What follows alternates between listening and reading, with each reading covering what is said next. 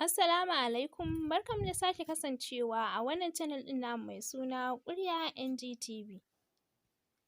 Kada ku manta ku danna mana subscribe da ƙararrawa domin samun shirye-shiryenmu.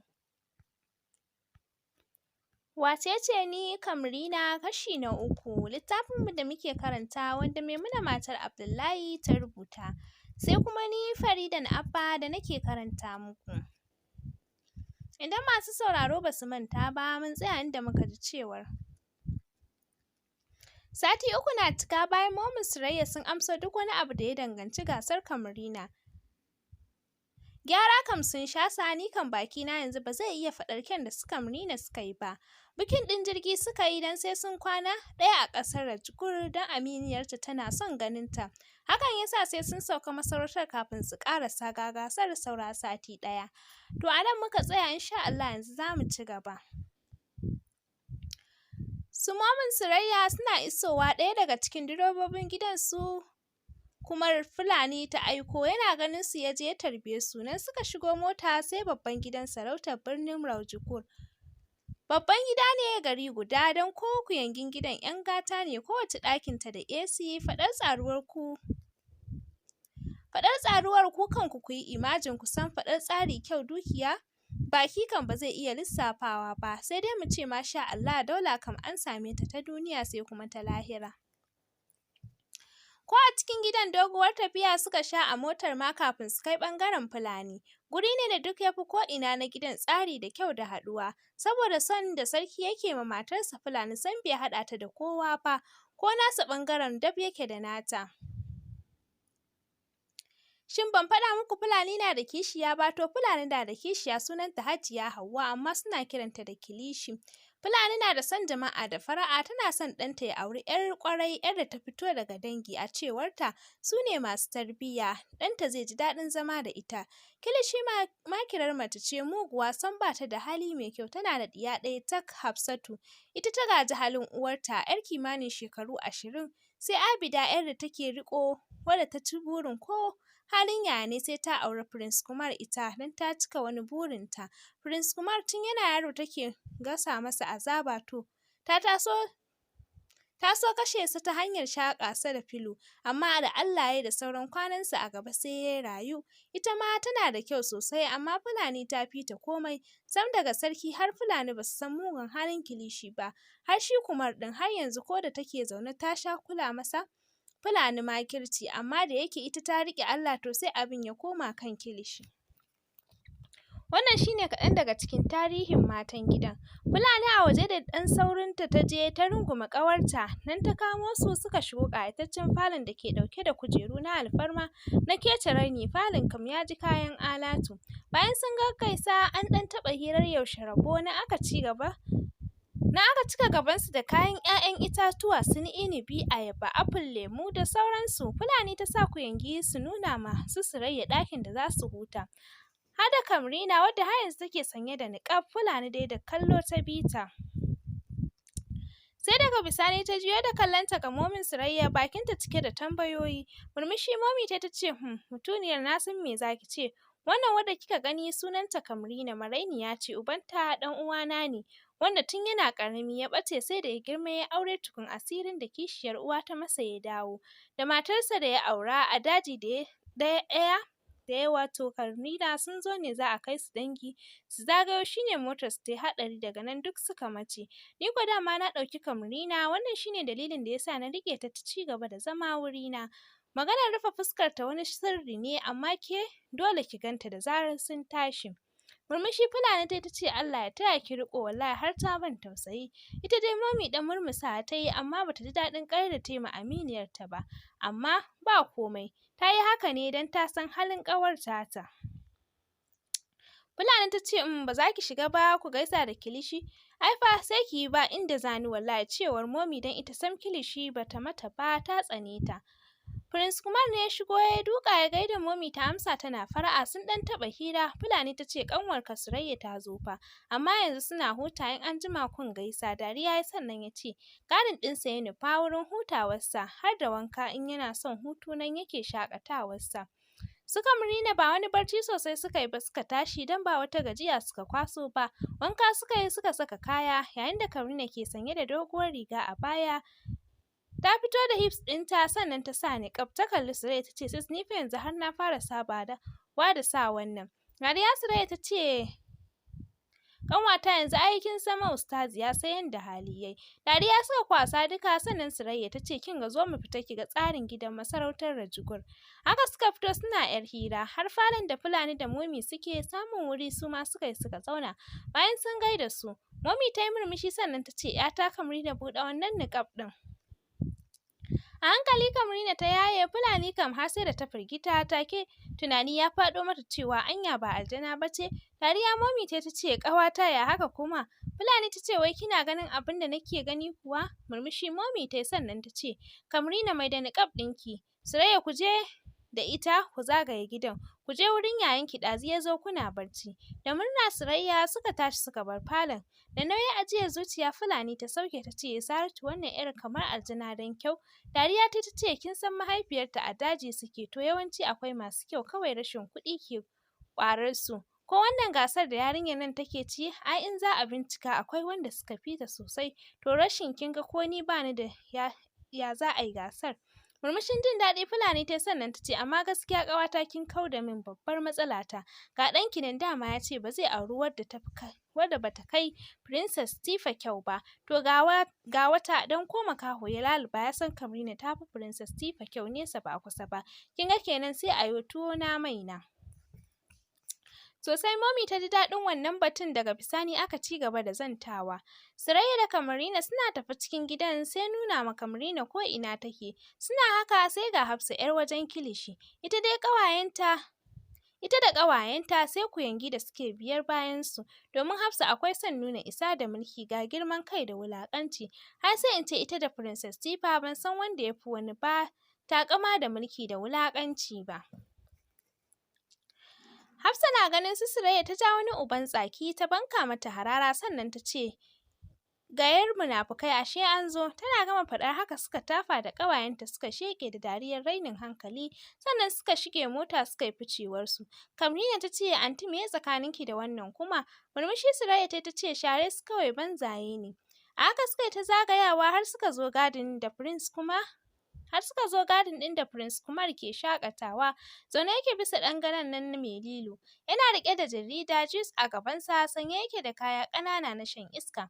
Yayin da ya ba ƙofa baya sallama suka yi. Kamrina da tunda ta shigo gabanta ke faɗuwa. Wata rikitacciyar ƙara ta yi ta duƙa.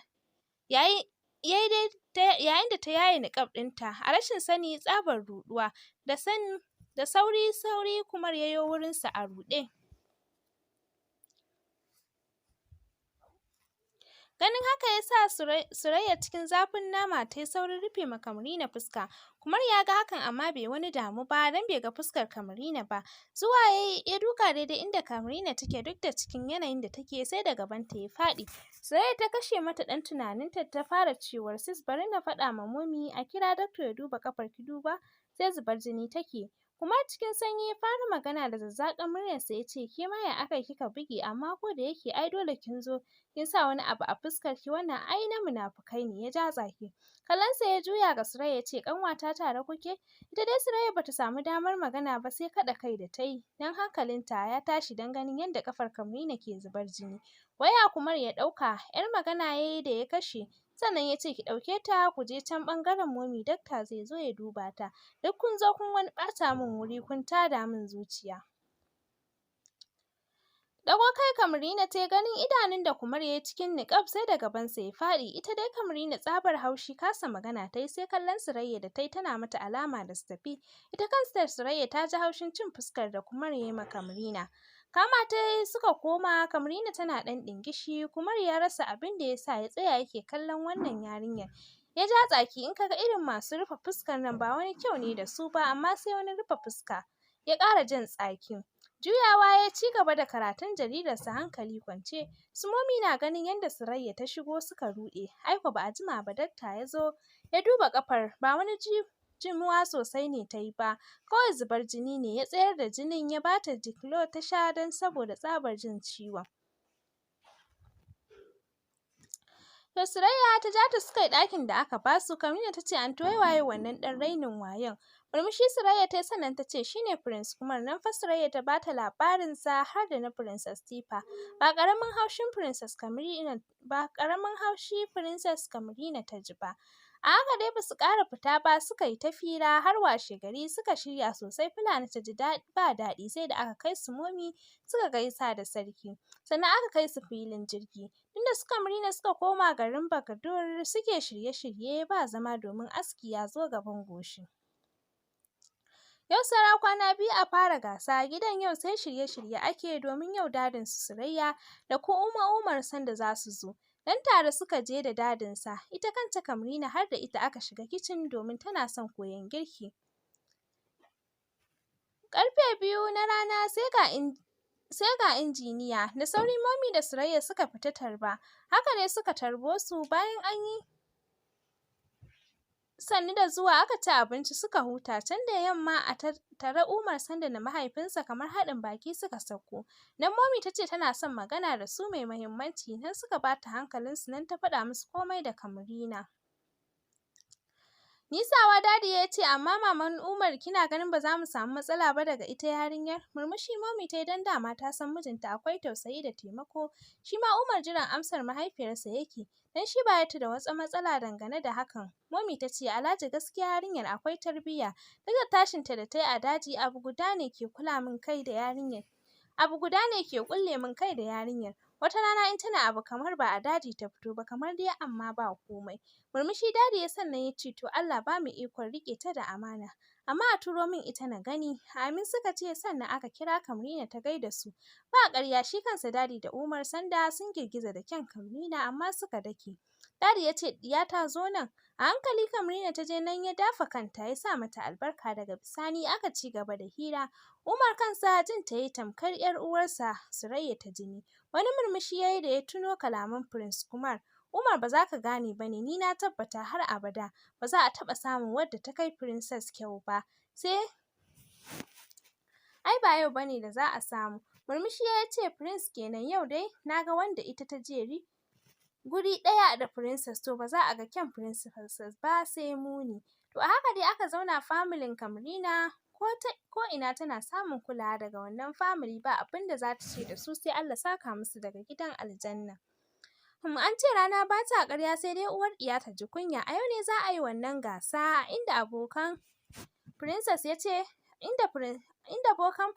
ce ta zo da kanta don wannan karon ya hango matsala amma sai ta zo da kanta.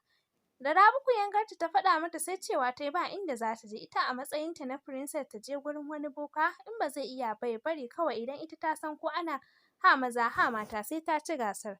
A ɗakunan gasa kowacce da ɗakin da ake bata ita da masu yi mata kwalliya da sauran abubuwa. Haka ku aka yi kowacce ta kama ɗakin ta su Surayya ma daga baya suka zo a yayin da Kamrina take lulluɓe da abaya da kuma niƙab. Kowa ya gansu sai ya yi dariya a ce abin kuma har da ustazai su dai su Surayya dariya kawai suka yi da ita da mai kwalliyar Kamrina da kuma Zara don su suka san abin da suka zo da shi. A hankali Princess Tifa ita ma ta zo da maƙarrabanta sai taka mata ake. Kowace budurwa ta sha jinin jikinta don su ma sun san zuwa kawai suka yi amma matsawar Princess Tifa na nan sai dai su biyo bayanta. Da yawa jikinsu ya yi sanyi ita kuwa sai taƙama take ana take mata baya yayin da Rabi ke mata kirari. Ita ma shiga suka yi ɗakin da aka ba su domin kwalliyarta da shiri. Awa ɗaya aka ba su na shiri yayin da mutane ke zaune a ƙayataccen wuri. Shugabannin ƙasashe daban-daban, sarakuna, ministoci, manyan masu kuɗi guri kam ya fara cika. Wuri ɗaya Fulani da Momi suka zauna da Umar sanda kuma uban gayya wato Prince Kumar. Duk ya ƙagu ya ga Princess ɗinsa don yanzu fa yana jin son ta har cikin ɓargon zuciyarsa. Sanye yake cikin kaya na alfarma irin na gidan sarauta, wato shadda ce fara ƙar riga da wando irin ɗinkin nan na zamani. A yayin da ta sha aikin maza, ya sa yayin da ya ɗau alkyabba ta gidan sarauta irin ta maza kayan sun kama su sun masa kyau sosai. Agogon zinariya yake sanye da shi a hannunsa mai ɗaukan hankali. Yayin da ya jera zobuna irin na maza guda 3, ɗaya na azurfa, 2 kuwa na zinari. Fuskarsa ta sha gyara sai kyansa ya ƙaru, ya yi fresh da shi tamkar ango duk ya haska gurin. Sai wani zuba murmushi yake kamar an masa kyauta da gidan aljanna. Shi kansa Umar sanye yake da manyan kaya, ya yi kyau sosai shi ma, yayin da Fulani da Momi su ma sun sha nasu adon. Ɓangaren sarakuna daban-daban na manya masu kuɗi kowa da nasa ɓangaren, mata kam duk sai suka haɗu wuri ɗaya. Kumar ne ya kai dubansa ga Umar, fuskarsa ɗauke da ƙayataccen murmushi ya ce, abokina, ni da ma haƙura suka yi da wannan gasar domin ban ga amfaninta ba saboda kowa ya san Princess ce za ta cinye. Umar murmushi ya ce, haka ne, amma ka sani ba na ko samo wadda ta fi Princess. Umar murmushi ya ce, haka ne, amma ka sani bana kwa za a samu wadda ta fi Princess. Murmushi Prince ya yi, sannan daga bisani ya ce, ai ban ga wadda za ta fi Princess ɗita ba. Don kar ka manta kusan shekaru 10 ta yi tana ci, so kawai wannan ma ita za ta ci. Shi dai Umar sanda murmushi ya ce, haka ne. A can kuwa Princess Tifa ake ta gyara kamar za a fidda mata fata. An yi mata kwalliya wanda ya sa ta ƙara kyau sosai, wata riga baƙa wadda ta sha zubi ne. Wuyar fasaltuwa don rigar ba ƙarya ta haɗu. Aka sa mata ta yi kyau sosai, takalman ma abin kallo ne, Princess Tifa kam ta yi kyau ba ƙarya. Bari na leƙa gurin su Kamrina na yo gulma. Mai kwalliya ce ta dage take cancara ma Kamrina, duk yadda na so na ga yadda ake wannan ƙayatacciyar kwalliyar ban gani ba. Surayya ta hana, ta ce wai salon na je na faɗa ma Princess Tifa. Na ce Allah ni ta wajensu ce, sannan ta gusa min. Ya Allah! Na ce domin tun kafin a gama kwalliyar na tsure, kamar zan saki fitsari tsabar kyau tsagwaronsa da na gani.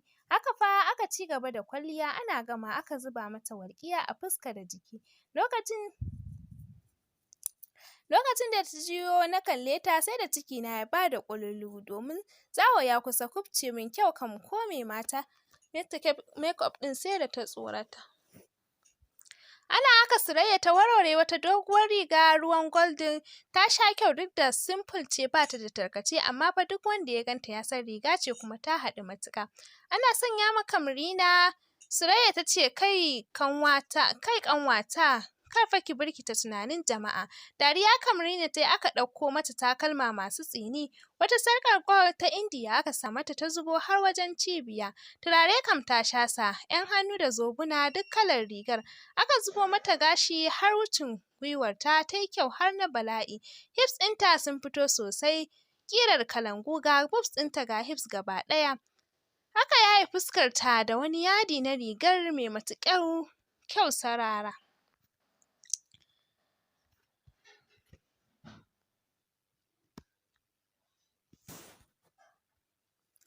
Tuna an fara gabatar da taro, wani matashi ne ya tsaya a gaban wani tebur mai tsawo, loudspeaker ya kai daidai bakinsa, yayin da ɓangare guda masu yanke hukunci na zaune sun fara ɗan rubuce-rubucensu, inda aka shimfiɗa dogon jan carpet inda 'yan gasar za su dinga takawa.